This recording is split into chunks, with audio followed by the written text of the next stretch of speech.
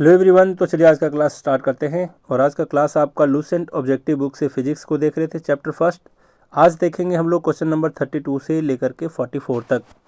जिनको भी practice batch join करना है, यानी कि पर्सनल गाइडेंस वाला बैच आपको अगर ज्वाइन करना है तो आप मुझे इस व्हाट्सएप नंबर पर मैसेज करना। इसमें डेली बेसिस पर आपको टास्क एंड टेस्ट दिए जाते हैं, प्रैक्टिस कराए जाते हैं, साथ में आपके सारे पर्सनल डाउट को भी क्लियर किया जाता है। ठीक है। कुछ दिन से वीडियो नहीं बना पा रहा था क्योंकि बहुत ही ज़्यादा मैं बिजी था। अब ज़रा बात करते हैं क्वेश्चन नंबर 32 से लेकर के 44 के बीच कौन कौन से क्वेश्चन है आपके बुक में। सबको वन बाय वन बहुत अच्छे से एक्सप्लेन करूँगा। आप अच्छे से देखना, सीखने की कोशिश करना। उस टॉपिक से रिलेटेड जितने सारे एक्स्ट्रा पॉइंट मैं बताऊँ, अगर उसको भी साथ में ध्यान में रखते हो या फिर नोट डाउन करके रखते हो तो आपके एग्ज़ाम के लिए बहुत ही ज़्यादा बेनिफिशियल होने वाला है। अब ज़रा बात करते हैं यूनिट ऑफ सॉलिड एंगल होता क्या है, ये पूछा है। अब कहोगे सर ये कहाँ से आ गया, मैं बताता हूँ कहाँ से आया। फर्स्ट लेक्चर में मैं आपको बताया था 7 फंडामेंटल क्वांटिटीज़, याद है। फिर उसी के नीचे आया था लिखा हुआ सप्लीमेंट्री क्वांटिटीज़, है ना, सप्लीमेंट्री। और वो कितने थे? 2 सप्लीमेंट्री क्वांटिटीज़ होते हैं। कौन कौन से? प्लेन एंगल और सॉलिड एंगल। तो वहीं से आया है ये क्वेश्चन कि प्लेन एंगल और सॉलिड एंगल हैं क्या। तो ये दोनों होते हैं, 2 तरीके के आपके सप्लीमेंट्री क्वांटिटीज़ होते हैं। तो प्लेन एंगल को मेजर किया जाता है रेडियन में, तो प्लेन एंगल का ये हो गया आंसर, बी नंबर वाला रेडियन। लेकिन सॉलिड एंगल जो है इसका जो यूनिट होता है ये होता है स्टीरेडियन, है ना, स्टीरेडियन देखे थे। तो सी नंबर ऑप्शन इसका करेक्ट आंसर है। नेक्स्ट देखते हैं यहाँ पर, which one of the following physical quantities has the same dimensions as that of Planck's constant h. अब हम यहाँ पर डायमेंशन के बारे में बात नहीं करेंगे। आप सीधा ऐसे भी सोच सकते हो, डायमेंशन के बारे में भी बात कर सकते हैं या फिर यूनिट के बारे में भी बात कर सकते हैं। जिसका यूनिट सेम होगा उसका डायमेंशन भी सेम होता है। तो हम यहाँ पर सिंपली चलते हैं डायमेंशन के ऊपर। अगर देखेंगे, जब सारे क्वेश्चन लगातार आने स्टार्ट हो जाएंगे तो उसको भी देखेंगे डायमेंशन के बेसिस पर। लेकिन सिर्फ मैं यहाँ पर यूनिट को इसलिए रिलेट कर रहा हूँ क्योंकि जिसका यूनिट सेम होगा उसके आपके डायमेंशंस भी सेम होंगे। क्लियर यहाँ तक? तो सिंपली हम लोग देखते हैं यूनिट तक, इसलिए क्योंकि डायमेंशन तक देखेंगे तो बहुत लंबा जाएगा डिस्कशन, है ना। फिर भी देख लेंगे, उसके तरीके से भी देख लेंगे अगर पॉसिबल होगा तो। बस आप साथ साथ में देखते जाओ कि कौन ऐसे, मतलब चारों ऑप्शन में से कौन ऐसा ऑप्शन है जिसका डायमेंशन या फिर यूनिट प्लैंक कांस्टेंट से मैच करता है, मतलब सेम होता है। देखते हैं एक एक करके, सब कुछ सिखाएंगे आपको। सबसे पहली बात आपको समझना ये है कि प्लैंक कांस्टेंट होता क्या है, ये आया कहाँ से है। तो मैं यहाँ पर डिस्कस कर देता हूँ। यहाँ पर क्या होता है कि कोई भी रेडिएशन को जानते होगे आप, जितने सारे रेडिएशन होते हैं उसके जो एनर्जी होता है, मतलब जितना रेडिएशन होता है उसका एनर्जी जो है ये डायरेक्टली प्रोपोर्शनल टू उसके फ्रीक्वेंसी होता है। ध्यान में रखोगे, energy is directly proportional to frequency of the radiation. Clear है यहाँ तक? फ्रीक्वेंसी क्या होता है? अब कहोगे सर फ्रीक्वेंसी क्या होता है, तो मैं बता देता हूँ। फ्रीक्वेंसी को मेजर किया जाता है पर यूनिट सेकेंड में, है ना, मतलब 1/सेकेंड में। इसी को एक साइंटिस्ट के नाम पर रखा गया है हर्ट्ज, यानी कि फ्रीक्वेंसी का आपका यूनिट हो गया पर सेकेंड और फिर हर्ट्ज, एक ही बात है दोनों। लेकिन फ्रीक्वेंसी होता क्या है, तो कोई भी रेडिएशन है, चाहे तो कोई भी वेव है या फिर कोई भी ऐसा वेव सी मान लेते हैं, है ना, रेडिएशन ही मान लेते हैं। तो कोई भी ऐसा रेडिएशन है जो पर यूनिट सेकेंड में, यानी कि हर एक सेकेंड में कितने बार वो उसका आवृत्ति दोहराता है ना, कितना बार वो हिलता डुलता है, उसी को कहते हैं उसका फ्रीक्वेंसी का होना। क्लियर? अब जरा देखते हैं, फ्रीक्वेंसी समझ गए। अब आपको मैं पहले बता चुका हूँ कि जब भी प्रोपोर्शनैलिटी का साइन हटता है तो वहाँ पर एक कांस्टेंट आता है। तो यहाँ से हम हटा देते हैं, है ना, यहाँ से हम क्या करते हैं, हटा देते हैं प्रोपोर्शनैलिटी का sign. Energy is directly proportional to frequency, जी हाँ बिल्कुल क्लियर। अब यहाँ क्या करेंगे, energy is equal to H into F हो गया, है ना। जब प्रोपोर्शनैलिटी का साइन हटा तो कौन सा कांस्टेंट आया यहाँ पर, एच। और इसी एच को कहा जाता है आपका प्लैंक्स कांस्टेंट। ठीक है। अब जरा बात करते हैं कि किसका क्या डायमेंशन या फिर यूनिट होता है। यूनिट पहले चेक करते हैं। एनर्जी का यूनिट क्या होता है, तो एनर्जी का यूनिट होता है आपका जूल। क्या होता है आपका, जूल, है ना, जूल होता है। अब आप बता दो जूल और किसका किसका होता है। एनर्जी का भी होता है, वर्क का भी होता है, इतना तो आप लोग जानते होंगे। तो वर्क से इसको रिलेट कर लें, जूल को। और भी मैं सिंप्लीफाई कर रहा हूँ, मैं बताना क्या चाह रहा हूँ ये मैं आपको बता रहा हूँ। प्लैंक कांस्टेंट का जो भी आपका यूनिट आएगा उसको पूरा सिंप्लीफाई करेंगे, एमकेएस सिस्टम के अंदर हम उसको लाने की कोशिश करेंगे। ठीक है, देखते जाओ। जूल होता है एनर्जी का, ठीक है जी। तो जूल और किसका होता है, वर्क का होता है। तो वर्क का बता दो, यहाँ पर मैं लिख रहा हूँ, देखो वर्क है यहाँ पर। वर्क को कैसे डिफाइन करते हैं, वर्क को डिफाइन करते हैं फोर्स इनटू डिस्प्लेसमेंट, यही तो लिखते हैं। फोर्स इनटू क्या होता है, डिस्प्लेसमेंट। कितना फोर्स किसी वस्तु पर लगता है, वो कितना दूरी तक उसको डिस्प्लेस करता है, तब कहते हैं कि कोई वर्क हुआ है, कोई वर्क डन हुआ है। अब देखो यहाँ पर फोर्स का यूनिट क्या होता है, न्यूटन, और डिस्टेंस का यूनिट होता है मीटर। तो बोल सकते हैं कि जूल को न्यूटन मीटर भी बोल सकते हैं, क्योंकि जूल आपका वर्क का भी होता है, तो जूल के बदले न्यूटन मीटर भी लिख सकते हैं। कहोगे कि सर एनर्जी से क्यों नहीं रिलेट किए, तो एनर्जी से भी कर सकते हैं। कैसे, जरा बात करते हैं। एनर्जी का जूल हो गया आपका, एनर्जी को बोल सकते हैं कोई भी एनर्जी उठा लो, जैसे कि काइनेटिक एनर्जी उठाते हैं तो उसका फॉर्मूला होता है हाफ mv²। ऐसे भी होता है कि नहीं, बिल्कुल होता है, हाफ mv और स्क्वायर होता है। अच्छा, पहले इस न्यूटन मीटर को भी हम क्या करते हैं, सिंप्लीफाई करते हैं, फिर हाफ mv² के ऊपर जाएंगे। अब फिर ध्यान रखना, ये काइनेटिक एनर्जी होता है, एक होता है पोटेंशियल एनर्जी, जिसको m इंटू जी इंटू एच भी लिखते हैं। ये पोटेंशियल एनर्जी होता है, ये हाफ इंटू mv² आपका काइनेटिक एनर्जी होता है। इससे भी रिलेट करेंगे जूल को, और जूल को मैंने यहाँ पर वर्क से रिलेट करने की रिलेट करके मैंने दिखाया है ना। अब यहाँ पर क्या होगा, न्यूटन मीटर को और भी सिंप्लीफाई करते हैं। न्यूटन का मतलब क्या, फोर्स का यूनिट। फोर्स कहने का मतलब क्या है, मास इंटू एक्सेलरेशन होता है ना, मास इंटू एक्सेलरेशन, जी हाँ होता है। तो मास इंटू एक्सेलरेशन को क्या करेंगे, कैसे लिखेंगे, केजी लिखेंगे, और एक्सेलरेशन को मीटर पर सेकेंड स्क्वायर लिख लिए, है ना, मीटर पर सेकेंड स्क्वायर, और ऊपर में आपका मीटर है। तो क्या आ गया overall, KG metre square per second square है ना, ये KG metre square per second square. तो यहाँ कहने का मतलब ये है कि जूल के बदले हम लिख सकते हैं ना, KG metre square per second square लिखा जा सकता है ना, KG metre square per second square लिख सकते हैं। इससे भी रिलेट कर सकते थे। हाफ यहाँ पर कांस्टेंट है, इसको लीव कर दो, है ना, सिर्फ यूनिट पे फोकस करते हैं। तो मास को क्या लिख सकते हैं, मास को केजी लिख सकते हैं। फिर वेलोसिटी के स्क्वायर, यानी कि मीटर पर सेकेंड होता है, वेलोसिटी का स्क्वायर करेंगे तो metre square per second square. तो ज़रा देखो, KG metre square per second square ऐसे भी आ गया, मतलब वर्क से भी रिलेट किए तो भी, एनर्जी से रिलेट किए तो भी।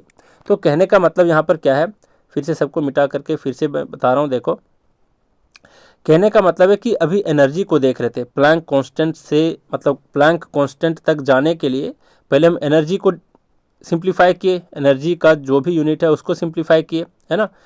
तो सिंप्लीफाई किए तो क्या निकल के आया, तो मैं यहाँ पर फिर से बताता हूँ। एनर्जी को हम क्या कर रहे हैं, जूल लिख रहे हैं। जूल को लिख सकते हैं क्या, अभी अभी आया, KG metre square per second square, जी हाँ। अब जरा देखिए, यहाँ पर h है इधर, तो हम h को यहाँ सिंगल रखते हैं, तो फ्रीक्वेंसी इधर जा करके मल्टीप्लाई हो जाएगा, और फ्रीक्वेंसी का यूनिट क्या होता है, 1/सेकेंड। तो 1/सेकेंड अगर इसका होता है तो सेकेंड डिवीजन में है, एनर्जी के तरफ जाएगा तो मल्टीप्लाई हो जाएगा। तो बता दो, सेकेंड यहाँ पर डिवीजन में था, इधर गया तो मल्टीप्लाई होगा ना, बिल्कुल होगा, तो सेकेंड यहाँ पर मल्टीप्लाई होगा।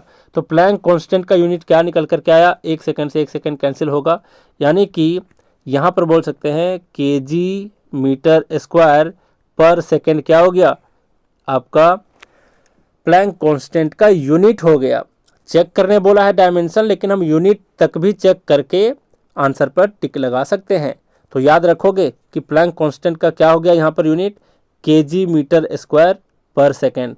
ठीक है, तो जिसका भी इसमें से चारों ऑप्शन में से KG metre square per second आ गया, है ना, यूनिट आ गया, तो समझेंगे कि प्लैंक कांस्टेंट का जो भी यूनिट है उसका भी वही यूनिट होगा।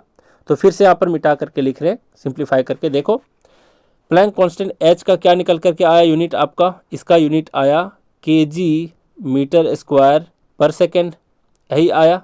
बाकी एक एक करके चेक करते हैं। फोर्स का न्यूटन होता है, और सिंप्लीफाई करेंगे तो क्या होगा, मास इंटू एक्सेलरेशन, है ना, इसका फॉर्मूला होता है फोर्स का। मास का मतलब केजी, एक्सेलरेशन मतलब मीटर पर सेकेंड स्क्वायर। तो यहाँ पर मीटर पर सेकेंड स्क्वायर आ गया, जबकि यहाँ पर है KG metre square per second, है ना। तो ये तो इससे मैच नहीं किया, यानी कि सी नंबर ऑप्शन नहीं होगा। पोटेंशियल एनर्जी है, तो कोई भी एनर्जी लेंगे उसको लिख सकते हैं कि इसका यूनिट जूल होता है। जूल से अभी अभी बताए थे कि न्यूटन मीटर भी हो सकता है। न्यूटन मीटर यानी कि केजी मीटर पर सेकेंड स्क्वायर, है ना, मास इंटू एक्सेलरेशन होता है ना, तो केजी मीटर पर सेकेंड स्क्वायर, और यहाँ पर मीटर से मल्टीप्लाई करेंगे तो यहाँ पर क्या होगा, KG metre square per second square, जबकि यहाँ पर सेकेंड स्क्वायर नहीं है प्लैंक कांस्टेंट में, सिर्फ पर सेकेंड है, तो पोटेंशियल एनर्जी भी इसका आंसर नहीं होगा। और लीनियर मोमेंटम देखते हैं क्या होता है। लीनियर मोमेंटम होता है mass into velocity, mass into velocity इसका फार्मूला होता है, ध्यान रखना। तो मास को क्या लिख सकते हैं, मास को लिख सकते हैं केजी, और वेलोसिटी हो गया मीटर पर सेकेंड, तो मीटर पर सेकेंड है इंटू केजी है, लेकिन यहाँ पर मीटर स्क्वायर होना चाहिए, तो एक ही ऑप्शन आपका बच जाता है बी नंबर ऑप्शन, क्योंकि ए तो होगा नहीं, सी तो होगा नहीं, डी तो होगा नहीं, बी नंबर ऑप्शन बच गया, तो बी नंबर ऑप्शन इसका करेक्ट आंसर होगा। एक बार इसको भी एक्सप्लेन कर देता हूँ कि एंगुलर मोमेंटम होता क्या है। ये था आपका लीनियर मोमेंटम, अभी मैं आपको एक्सप्लेन करता हूँ कि एंगुलर मोमेंटम क्या होता है। तो मुझे उम्मीद है कि पॉज करके ये सारे पॉइंट अगर आप लिख रहे हो तो बहुत अच्छी बात है, नहीं लिख रहे हो तो बस सुनते जाओ, है ना, चीज़ों को ध्यान में रख सकते हो। चलिए एक बार फिर से मिटा करके इसको एक्सप्लेन करते हैं, एंगुलर मोमेंटम होता क्या है। हमें देखना क्या है, कंक्लूजन क्या निकालना है कि प्लैंक कांस्टेंट का क्या होता है यूनिट। तो अभी बताया कि एच का जो यूनिट होता है प्लैंक कांस्टेंट का, ये होता है KG metre square per second, यही आंसर में आना चाहिए। तो अब एंगुलर मोमेंटम को डिफाइन करते हैं। लीनियर मोमेंटम को बता दिया मास इंटू वेलोसिटी होता है। एंगुलर मोमेंटम को बताया क्या होता है, इसको एल से डिनोट करते हैं, किसको, एंगुलर मोमेंटम को, और जो लीनियर मोमेंटम यानी सिंपल मोमेंटम होता है उसको पी से डिनोट करते हैं। ध्यान में रखोगे तो भी ठीक है, नहीं ध्यान में रखोगे तो कोई जरूरी नहीं है वहाँ, है ना, कि किसको किससे सिम्बलाइज करते हैं। यहाँ पर एंगुलर मोमेंटम को एल से करते हैं तो क्या लिख सकते हैं, मास इंटू वेलोसिटी, जो सिंपल मोमेंटम का फॉर्मूला होता है वो भी लिखेंगे, साथ में रेडियस आपका जो होता है, रेडियस आपकी डिस्टेंस होता है उससे मल्टीप्लाई कर देते हैं। ज़्यादा डेप्थ में जाएंगे तो मैं आपको बता देता हूँ कि मान लो कि कोई वस्तु को आप किसी एक्सिस के चारों तरफ क्या कर रहे हो, ऐसे रोटेट कर रहे हो, है ना, ऐसे रोटेट, जैसे देखते हो कभी कभी हाथ में जो की होता है ना, चाबी होता है, उसको ऐसे से घुमाते हो ना, तो आपका जो फिंगर है एक तरीके से एक्सिस का काम करता है, इसके चारों तरफ घुमाते हो, तो जिस एक्सिस के चारों ओर ये घूम रहा है उससे लेकर के जो भी बाहरी का जो सरकमफ्रेंस है उसके बीच के डिस्टेंस को रेडियस बोलेंगे, है ना, वही वाला यहाँ पर आता है एंगुलर मोमेंटम में। तो ये रेडियस है, यानी कि एक तरीके से डिस्टेंस है। तो बता दो, यहाँ पर मास को लिख सकते हैं हम केजी, जी हाँ, वेलोसिटी को लिख सकते हैं मीटर पर सेकेंड, जी हाँ, रेडियस को यानी कि एक तरीके का डिस्टेंस है तो लिख सकते हैं मीटर, बिल्कुल लिख सकते। तो आ गया ना KG metre square per second, तो KG metre square per second इसका भी यूनिट है। तो कहने का मतलब प्लैंक कांस्टेंट और एंगुलर मोमेंटम दोनों का क्या आ गया, सेम तरीके से आपका यूनिट आ गया, तो डायमेंशन भी एक तरीके से सेम ही होगा, है ना, पहले भी बता दिया हूँ कि जिसके यूनिट सेम उसके डायमेंशन भी सेम। तो बी नंबर ऑप्शन इसका करेक्ट आंसर है, ठीक है। अब एग्जाम में इतना तो करना नहीं है, क्योंकि मैं टीचर हूँ, टीचर का काम है बेसिक से लेकर के हाई लेवल की चीज़ों को अच्छे से एक्सप्लेन कर दे सिंपल लैंग्वेज में, तो मैं इतना दूर तक सबको सिंप्लीफाई करके आपको बता रहा था। लेकिन आपको करना क्या है, सिंपली याद रख लो कि प्लैंक कांस्टेंट का यूनिट और डायमेंशन जो होता है एंगुलर मोमेंटम के डायमेंशन और यूनिट से सेम होता है। तो बी नंबर ऑप्शन इसका करेक्ट है। एज ए फैक्चुअल क्वेश्चन इसको याद रख सकते हो। जहाँ तक समझाने की बातें थी मैं पूरे तरीके से सिंप्लीफाई करके बता दिया, ठीक है। अब बात करते हैं SI unit of surface tension. क्योंकि सर सरफेस टेंशन होता क्या है, इसको बहुत डेप्थ में इसके चैप्टर में मैं बताने वाला हूँ, लेकिन यहाँ पर मैं सिंपली आपको एक सिंपल लैंग्वेज में अगर समझने की कोशिश करें तो मैं बता देता हूँ सरफेस टेंशन होता क्या है। मान लो कि एक बाल्टी है ना, उसमें वो पानी भरा हुआ है, इस तरीके से पानी भरा हुआ है, इसका एक ऊपरी वाला सरफेस है। तो पानी का जो नेचर होता है ना, पानी के जितने सारे मॉलिक्यूल हैं यहाँ पर देख लो, ये सारे जितने मॉलिक्यूल हैं एक दूसरे का इसका नेचर होता है कि आपस में एक तरीके का फोर्स लगाते हैं, अट्रैक्टिव फोर्स, है ना, अट्रैक्टिव फोर्स जिसको बोलते हैं कोहेसिव फोर्स। आगे भी पढ़ेंगे इसके बारे में। कोहेसिव फोर्स का मतलब होता है सिमिलर टाइप के जो भी मॉलिक्यूल होते हैं उसके बीच लगने वाले जो अट्रैक्शन फोर्स होता है उसको कहते हैं कोहेसिव फोर्स। एडहेसिव फोर्स का मतलब होता है कि दो डिफरेंट वस्तुओं के बीच लगने वाले फोर्स को कहते हैं, और फिर दो डिफरेंट मॉलिक्यूल के बीच लगने वाले फोर्स को कहते हैं एडहेसिव फोर्स। तो जैसे कि मान लिया जाए बकेट है ना, बकेट है, बाल्टी है, स्टील का बाल्टी है मान लो, तो उस बाल्टी स्टील का जो मॉलिक्यूल है वो और पानी के बूंद के बीच जो भी अट्रैक्शन फोर्स होगा उसको एडहेसिव फोर्स बोलेंगे, लेकिन पानी और पानी के बीच जो भी लगता है उसको कोहेसिव फोर्स बोलते हैं, है ना। सिंपल तरीके से मैं आपको समझा दिया। अब यहाँ पर क्या होता है कि ये जो सरफेस है वाटर का, इसमें क्या होता है कि सारे जो मॉलिक्यूल हैं इसका नेचर होता है आपस में एक दूसरे को खींचना, है ना। तो ये सरफेस को आपस में खींचेंगे, सारे मॉलिक्यूल आपस में एक दूसरे को खींचेंगे। तो ये जो खींचतान होता है ऊपर में, इसी खींचतान को टेंशन कहेंगे कि एक तरीके का टेंशन फोर्स लग रहा है, तनाव वाला फोर्स लग रहा है, खिंचाव वाला फोर्स लग रहा है ना। और जब इस सरफेस पर यूनिट लेंथ में जितना फोर्स लगेगा उसी को कहते हैं सरफेस टेंशन। तो ये हो गया आपका सिंपल लैंग्वेज में, और भी डेप्थ में जाएंगे जब इसके चैप्टर में जाएंगे। और दूसरे तरीके से इसको कैसे डिफाइन किया जाता है, एक तो मैं समझने के लिए बता दिया, दूसरे तरीके से ध्यान रखना, और वही दोनों इंपॉर्टेंट है जो एग्जाम में पूछा जाता है। मैं दोनों चीज़ को बता देता हूँ। एक तरीके से इसको डिफाइन क्या किया जाता है कि फोर्स पर यूनिट लेंथ को क्या बोला जाता है, इसको बोला जाता है सरफेस टेंशन, है ना। Tension force per unit length को बोला जाता है सरफेस टेंशन, ध्यान में रखोगे, ठीक है। दूसरे तरीके से डिफाइन किया जाता है, और यही दोनों इंपॉर्टेंट है, पूछे जाते हैं एग्जाम में। दूसरे तरीके से पूछा जाता है surface energy per unit area को ही बोला जाता है सरफेस टेंशन। तो ये दो फॉर्मूला को ध्यान रखना सरफेस टेंशन के, tension force per unit length या फिर surface energy per unit area को ही बोला जाता है सरफेस टेंशन। तो दोनों का यूनिट देख लेते हैं दोनों तरीके से। यहाँ पर क्या है, फोर्स बाय लेंथ, तो क्या हो गया, फोर्स का न्यूटन, और बाय लेंथ यानी कि बाय मीटर, तो न्यूटन पर मीटर हो गया सरफेस टेंशन का यूनिट। समझ गए यहाँ तक। दूसरी बात कैसे समझनी थी आपको, अच्छा ये मिट गया, फिर से मैं लिख देता हूँ, अच्छा मिटा नहीं है, देखिए इससे देखते हैं। यहाँ पर क्या है, एनर्जी, तो एनर्जी को क्या बताए थे अभी, एनर्जी को बताए थे कि जूल होता है। जूल को न्यूटन मीटर भी लिख सकते हैं ना, समझाया था इसके पहले वाले क्वेश्चन में।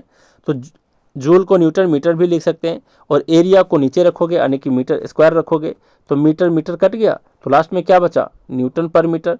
तो दोनों तरीके से दोनों डेफिनेशन से क्या समझ में आया कि सरफेस टेंशन का जो यूनिट होता है ये होता है न्यूटन पर मीटर, जो बी नंबर ऑप्शन में है। तो बी नंबर ऑप्शन इसका करेक्ट आंसर है। समझे कि नहीं समझे तो मैं फिर से रिपीट कर देता हूँ कि सरफेस टेंशन का जो दो डेफिनेशन होता है वो बहुत ही इंपॉर्टेंट है। एक होता है सरफेस टेंशन यानी कि tension force per unit length, या फिर surface energy per unit area, ये दोनों ही इसका डेफिनेशन है किसका, सरफेस टेंशन का। और दोनों से यूनिट निकालते हो तो क्या आता है, न्यूटन पर मीटर इसका आंसर होता है। तो बी नंबर ऑप्शन इसका क्या है, करेक्ट है। सब कुछ एक्सप्लेन कर रहा हूँ, और सच पूछो तो मुझे फिजिक्स पढ़ाने में बहुत ही मज़ा आ रहा है, क्योंकि मैं इसी बैकग्राउंड से हूँ, तो आप लोग समझ सकते हो कि मैं अच्छे तरीके से आपको बता सकता हूँ। नेक्स्ट बोल रहा है which of the following pairs have the same unit. Same unit किसका होता है, पावर का वाट होता है, प्रेशर का पास्कल होता है, ये बिल्कुल गलत आंसर है। फोर्स का न्यूटन होता है और वर्क का न्यूटन मीटर होता है, या फिर जूल होता है, ये बिल्कुल गलत आंसर है। प्रेशर का आपका होता है न्यूटन पर मीटर स्क्वायर, और फोर्स का होता है न्यूटन, तो ये भी आंसर नहीं होगा। वर्क का जूल होता है, एनर्जी का जूल होता है, तो यही इसका करेक्ट आंसर है। जूल बोलूँ या फिर न्यूटन मीटर बोलूँ, बात एक ही है। तो सी नंबर ऑप्शन इसका क्या है, करेक्ट आंसर है, जो कि दोनों का सेम यूनिट है ना। नेक्स्ट आपका 36 नंबर में, the rate of change of momentum of a body is equal to the resultant, किसके बराबर होता है, rate of change of momentum किसके बराबर होता है, तो इसका आंसर है फोर्स के बराबर होता है, सी नंबर। कहोगे सर ये कहाँ से आया, तो मैं बताता हूँ, न्यूटन का सेकेंड लॉ होता है मोशन का सेकेंड लॉ होता है किसका, न्यूटन के हिसाब से 3 लॉ दिए थे वो, है ना, first law, second law, third law. तो सेकेंड लॉ ऑफ मोशन जो होता है न्यूटन का दिया हुआ, उसी के हिसाब से होता है rate of change of momentum is called force. तो सी नंबर ऑप्शन करेक्ट है। अब इसको समझेंगे कैसे, जरा समझो। जब भी रेट ऑफ चेंज ऑफ कहा जाता है, तो इसका मतलब होता है पर यूनिट टाइम, कि प्रत्येक सेकंड में कोई भी चीज़ कितना किस तरीके से चेंज कर रहा है, उसी को बोलते हैं रेट ऑफ चेंज ऑफ। किसके रेस्पेक्ट में, टाइम के रेस्पेक्ट में, समझ रहे हो। तो यहाँ पर जैसे कि मान लिया जाए कोई वस्तु है, इसको सिंपल लैंग्वेज में समझे तो कोई वस्तु का रेट किस तरीके से चेंज हो रहा है, कल 10 रुपये था, आज 15 रुपये है, परसों जा करके 20 रुपये हो गया, है ना। तो कहने का मतलब ये है कि कोई रेट किस तरीके से चेंज हो रहा है, टाइम के रेस्पेक्ट में किस तरीके से चेंज हो रहा है, इस चीज़ को ध्यान में रखोगे बिल्कुल ही। तो पर यूनिट टाइम जो होता है उसी को कहते हैं rate of change of something. जैसे कि मैं अगर आपको बोलूँ rate of change of displacement uh distance is called speed या वेलोसिटी, है ना। तो डिस्प्लेसमेंट के rate of change of displacement is called velocity. तो rate of change of displacement कहते हैं, तो इसका क्या समझा जाता है कि डिस्टेंस को डिवाइड किया जाता है टाइम से, ये हो गया आपका वेलोसिटी। इसी तरीके से बोलते हैं ना कि rate of change of velocity, rate of change of velocity का मतलब क्या हो गया, वेलोसिटी बाय टाइम, ये कहलाता है एक्सेलरेशन। तो इसी तरीके से rate of change of momentum, तो मोमेंटम को अभी मैं बताया था आपको लीनियर मोमेंटम या फिर सिंपल मोमेंटम बोले तो वही लीनियर मोमेंटम होता है। तो मोमेंटम को पी से डिनोट करते हैं। तो पी यानी कि मोमेंटम का रेट ऑफ चेंज यानी बाय टाइम इज कॉल्ड क्या, फोर्स। अब इसको मैं प्रूफ करके आपको बताता हूँ कैसे, जरा देखिए। पी कहने का क्या मतलब है, पी कहने का मतलब मोमेंटम, रेट ऑफ चेंज का मतलब क्या है कि टाइम से डिवाइड करेंगे, ये फोर्स कहलाता है। कैसे, मोमेंटम का मतलब क्या होता है, मास इंटू वेलोसिटी, तो mass into velocity is divided by time is called force. कैसे आता है जरा देखते हैं। यहाँ पर मिटा रहा हूँ स्पेस के लिए। देखिए यहाँ पर क्या बताया कि मोमेंटम के रेट ऑफ चेंज को फोर्स कहते हैं, कैसे डिफाइन करेंगे। यहाँ पर मोमेंटम को लिख सकते हैं मास इंटू वेलोसिटी, है ना, जैसे उसका आपका फॉर्मूला होता है, आप फिर डेफिनेशन बोल लो, इस डिवाइडेड बाय टाइम हो गया। देखते हैं फोर्स के इक्वल ये कैसे आता है। यहाँ पर क्या है, मास है, हाँ जी, और वेलोसिटी बाय टाइम यहाँ पर है ना, वेलोसिटी बाय टाइम, तो इसको लिख सकते हैं मास इंटू एक्सेलरेशन, क्योंकि वेलोसिटी बाय टाइम क्या होता है, एक्सेलरेशन होता है, और फोर्स का यही तो डेफिनेशन होता है, मास इंटू एक्सेलरेशन। तो मास इंटू एक्सेलरेशन एक तरीके का फोर्स ही होता है। तो समझ गए कि rate of change of momentum क्या होता है, फोर्स। कैसे हुआ ये मैं आपको समझा दिया। तो rate of change of momentum क्या कहलाता है, फोर्स कहलाता है। बस समझा रहा हूँ, ये सब आपको डायरेक्टली याद रखना है। Rate of change of momentum is called force, directly tick लगा करके एग्जाम में निकल जाना है, क्योंकि सब चीज़ का प्रूफ बताना पड़ता है, समझाना पड़ता है, इसलिए हो सकता है वीडियो लंबी भी हो जाए, तो आपको टेंशन नहीं लेना है। यहाँ पर बोल रहा है SI unit of mechanical power, कोई भी पावर हो, मैकेनिकल पावर हो, इसका यूनिट क्या होता है, वाट होता है ना। यहाँ पर क्या है, वाट होता है, ये चीज़ आप जानते होंगे। यहाँ बोल रहा है 1 मीटर इज इक्वल टू कितना नैनोमीटर। तो नैनोमीटर फर्स्ट क्लास में मैं बताया था, अगर आपको वो चार्ट याद हो। नैनोमीटर का मतलब होता है 10 का पावर, नैनो का मतलब पहले समझो, पहले इसका आंसर मैं बता देता हूँ। 1 मीटर के इक्वल कितना होता है, 10 का पावर 9 नैनोमीटर, है ना। तो 9 कहाँ आ गया, डी नंबर ऑप्शन में, ये करेक्ट है। अब कहो सर इसको प्रूफ करो, मैं बताता हूँ आपको प्रूफ करके। देखो यहाँ पर इसको ऐसे प्रूफ करेंगे, 1 मीटर है, बिल्कुल है, इक्वल का साइन है, यानी कि इक्वल के इधर जितना जो भी यूनिट है इधर भी उतना ही यूनिट आना चाहिए। अब यहाँ पर क्या बताया कि 10 का पावर 9 नैनोमीटर होता है। अब बता दो नैनो का मतलब क्या होता है। तो नैनो का मतलब होता है 10 का पावर -9, है ना। और यहाँ बच क्या गया, मीटर, तो मीटर हो गया। देखो यूनिट दोनों तरफ सेम ले आए ना, जी हाँ। अब ज़रा चेक करके देखते हैं बराबर आता है कि नहीं, इधर भी 1 इधर भी 1 आना चाहिए। तो इधर 10 का पावर 9 है और 10 का पावर -9 का मतलब होता है 1 का पावर 1 इज डिवाइडेड बाय 10 का पावर 9। ये दोनों कट जाएगा, बचेगा क्या, 1। तो 1 metre is equal to 1 metre. बात समझ में आई कि नहीं। तो कहने का मतलब है कि इसको मैं प्रूफ करके बताया आपको, बाकी आपको सीधा ध्यान रखना है कि 1 metre is equal to 10 to the power 9 nanometre. या फिर नैनो का मतलब क्या होता है, नैनो का मतलब होता है 10 का पावर -9। इस चीज़ को ध्यान में रखना होगा, है ना। तो डी नंबर ऑप्शन इसका करेक्ट है। बहुत लोग, जैसे मैं अगर आपको बोलूँ कि किलो सेकेंड, तो बोलते सर किलोग्राम तो सुने, किलो सेकंड नहीं सुने, किलोमीटर तो सुने, किलो सेकंड नहीं। हो सकता है किलो सेकंड, कैसे, किलो का मतलब ही होता है 10 का पावर 3, समझ रहे हो। किलो का मतलब ही होता है 10 का पावर 3, मतलब 1000। क्लियर यहाँ तक, तो कंफ्यूज नहीं करना है, सबका मीनिंग को समझना है। जैसे नैनो का मतलब होता ही होता है 10 का पावर -9, है ना। उसी तरीके से किलो का मतलब ही होता है 10 का पावर 3, मेगा का मतलब ही होता है 10 का पावर 6, और माइक्रो का मतलब ही होता है 10 का पावर कितना होता है। आप कमेंट करके बताओगे माइक्रो के बारे में। ज़रा देखते हैं कि बताया हुआ कितने लोगों को याद है। ये मैं बस एज ए नोट बना करके लिख दिया हूँ, जो भी पीछे समझाया हूँ, ठीक है। यहाँ पर देखते हैं अगला क्वेश्चन। यहाँ पर बोला है negative acceleration is in the opposite direction of, किसके अपोजिट डायरेक्शन में होता है नेगेटिव एक्सेलरेशन। सबसे पहली बात कि नेगेटिव एक्सेलरेशन को समझोगे कैसे, ये होता क्या है। तो इसके दो और नाम होते हैं, एक तो होता है आपका डीसेलरेशन और दूसरा होता है आपका रिटार्डेशन। तो रिटार्डेशन। अब फिर नेगेटिव एक्सेलरेशन। नेगेटिव एक्सेलरेशन का मतलब होता है एक्सेलरेशन का अचानक कम हो जाना, ठीक है। अब फिर एक फिक्स्ड इंटरवल में जब भी एक्सेलरेशन कम होता है तो उसको नेगेटिव एक्सेलरेशन बोलते हैं, या फिर समझ लो कि एक्सेलरेशन का कम होना नेगेटिव एक्सेलरेशन होता है। सिंपल लैंग्वेज में कैसे समझेंगे ये भी मैं आपको बताता हूँ। सबसे पहली बात इसका आंसर जान लो कि नेगेटिव एक्सेलरेशन जो होता है, एक्सेलरेशन नहीं पूछा है, नेगेटिव एक्सेलरेशन मतलब कम हुआ जो एक्सेलरेशन होता है वो किसके ऑपोजिट होता है, तो वेलोसिटी के ऑपोजिट होता है। इसको भी मैं समझाऊंगा कि होता आखिर कैसे है।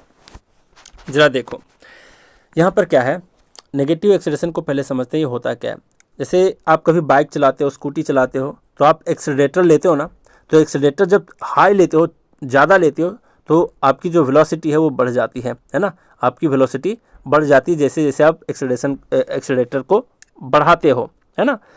तो कहने का मतलब कि जब एक्सेलरेशन को बढ़ाते हो तो वेलोसिटी बढ़ जाती है, एक्सेलरेशन को घटाते हो तो आपकी वेलोसिटी कम हो जाती है। अब खुद भी देखे होगे, मान लीजिए जब बहुत स्पीड में जा रहे हो तो आप एक्सेलरेटर को ज़्यादा लेते हो, और जैसे ही एक्सेलरेटर को आप क्या करते हो, स्लो कर देते हो, है ना, स्लो कर देते हो, तो आपकी स्पीड भी धीरे धीरे कम हो जाती है ना। तो जब आप स्लो कर रहे हो, एक्सेलरेटर को कम लेते हो, पहले की अपेक्षा कम लेते हो, तो वही वाला कम हुआ एक्सेलरेशन को कहते हैं नेगेटिव एक्सेलरेशन। तो ज़रा बताओ यहाँ पर एक बात बताओ कि जो नेगेटिव एक्सेलरेशन होता है, नेगेटिव एक्सेलरेशन का मतलब आप एक्सेलरेटर को ऐसे घुमा रहे हो, है ना, तेज़ नहीं कर रहे हो, ऐसे घुमा देते हो तो तेज़ हो जाता है ना। अब बाइक चलाते हो, एक्सेलरेटर को कम कर रहे हो, धीमा कर रहे हो, तो ये नेगेटिव एक्सेलरेशन कहला गया। जब आप नेगेटिव एक्सेलरेशन कहा गया और आपकी गाड़ी इस डायरेक्शन में मूव कर रही है, देख रहे हो गाड़ी आपकी इस डायरेक्शन में मूव कर रही है, तो आपकी स्पीड भी कम होना स्टार्ट हो जाएगा, है ना, मतलब वेलोसिटी कम हो रही है। तो कहने का मतलब है आप इधर एक्सेलरेशन लेते हो तो आपकी स्पीड जो वेलोसिटी का डायरेक्शन होता है इधर ही तो होता है, तो एक दूसरे के ऑपोजिट होते हैं। मैं नेगेटिव एक्सेलरेशन की बात कह रहा हूँ। तो नेगेटिव एक्सेलरेशन जो होता है ये ऑपोजिट डायरेक्शन ऑफ किसका होता है, वेलोसिटी का, है ना। अगर सिंपली एक्सेलरेशन रहता तो जिधर आप एक्सेलरेशन ले रहे हो, है ना, स्पीड आपकी उधर ही बढ़ रही है। बात समझ में आई? तो इस तरीके से रिलेट करना है। नहीं समझ पाए इस चीज़ को तो सिंपली याद रख लो कि नेगेटिव एक्सेलरेशन जो होता है, यानी कि यहाँ पर रिटार्डेशन जो होता है, इसका दूसरा नाम रिटार्डेशन होता है। तो रिटार्डेशन किसके ऑपोजिट डायरेक्शन में होता है, वेलोसिटी के ऑपोजिट डायरेक्शन में होता है। तो बी नंबर ऑप्शन इसका करेक्ट है। अगर मैं जो एग्जांपल बाइक वाला दिया, अगर आप रेगुलर बेसिस पर बाइक चलाते हो तो इस चीज़ को आप रिलेट कर पाओगे कि अच्छा रेगुलेट मतलब जो आपका एक्सेलरेशन है, एक्सेलरेटर को जैसे कम करते हो आपकी स्पीड घट जाती है, लेकिन स्पीड का जो डायरेक्शन होता है वो तो फॉरवर्ड डायरेक्शन में ही होता है आपके बाइक की, है ना। लेकिन आप घुमा किधर रहे हो, इधर की ओर घुमा रहे हो, स्लो डाउन कर रहे हो। स्लो करते हो तो देखो आपकी गाड़ी भले ही आगे जा रही है, स्पीड भले ही कम हो रही है, और फिर वेलोसिटी भले ही कम हो रही है, लेकिन आप एक्सेलरेटर को पीछे की ओर ले आ रहे हो, है ना।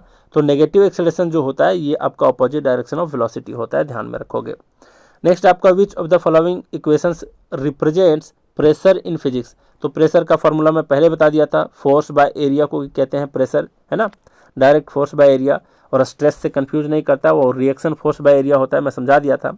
तो बी नंबर ऑप्शन इसका करेक्ट आंसर है। यहाँ पर बी नंबर ऑप्शन करेक्ट है प्रेशर का। विच one of the following is a scalar quantity. Scalar का मतलब होता है सिर्फ जिसका मैग्नीट्यूड होता है, मतलब मात्रा होता है, और वेक्टर क्वांटिटी का मतलब होता है जिसकी मात्रा भी हो और जिसका डायरेक्शन भी हो। तो मोमेंटम को ध्यान रखना, ये आपका वेक्टर क्वांटिटी है। वेट एक तरीके का फोर्स होता है, वेट और मास में कंफ्यूज मत करना, दोनों अलग अलग चीज़ है। वेट एक तरीके का फोर्स होता है, मास इंटू एक्सेलरेशन होता है वेट, ठीक है। तो वेट भी आपका क्या एक तरीके का फोर्स है, और फोर्स आपका क्या होता है, वेक्टर क्वांटिटी। ग्रेविटी भी आपका एक तरीके का फोर्स है, ग्रेविटेशनल फोर्स जिसको कहते हैं, उसी को क्या बोलते हैं, एक्सेलरेशन। तो फोर्स ही है एक तरीके का, क्यों, क्योंकि फोर्स का फॉर्मूला क्या होता है, मास इंटू एक्सेलरेशन, और ग्रेविटी का मतलब क्या होता है, किसी वस्तु का जो भी मास है और एक्सेलरेशन ड्यू टू ग्रेविटी, है ना। जी एक क्या होता है, एक्सेलरेशन ही होता है एक तरीके का, तो मास इंटू एक्सेलरेशन ही हो गया, यानी कि एक तरीके का फोर्स ही है। तो ये तीनों जो हैं, वेट, ग्रेविटी और मोमेंटम, ये तीनों क्या है, वेक्टर क्वांटिटी। बच क्या गया, मास। मास का कोई फिक्स डायरेक्शन नहीं होता, इसलिए मास आपका क्या है, स्केलर क्वांटिटी। तो सी नंबर ऑप्शन इसका करेक्ट आंसर है। नेक्स्ट है 1 horse power is equal to कितना वाट होता है, अप्रोक्सीमेट वैल्यू पूछा है, ध्यान रखना 746 वाट, यानी कि 746 वाट इसका आंसर है। जिसको ट्रिक के थ्रू याद करना है उसको भी मैं बता देता हूँ, क्योंकि मैं सारे डेटा को ट्रिक के थ्रू भी बताता हूँ। फर्स्ट वीडियो में ही मैं बता दिया था कि आप कमेंट में जाना, और एक वहाँ पर वीडियो बना करके रखा हूँ जिसका नाम ही है मदर ऑफ ऑल ट्रिक्स, है ना।